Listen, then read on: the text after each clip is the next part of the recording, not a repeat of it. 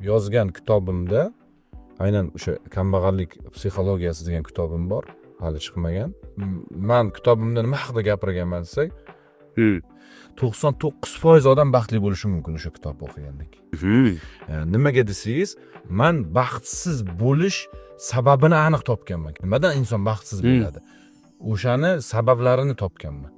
Va o'sha meni bir nechta ilmiy ishlarim bo'lgan, o'shalarni bitta qilib yiqqan holatda o'sha kambag'allik psixologiyasi degan kitob yaralgan. O'zi menda bir ibora borda, ko'pchilik xodimlarim ham bilishadi, hayotni og'irlashtirmanglar deyman.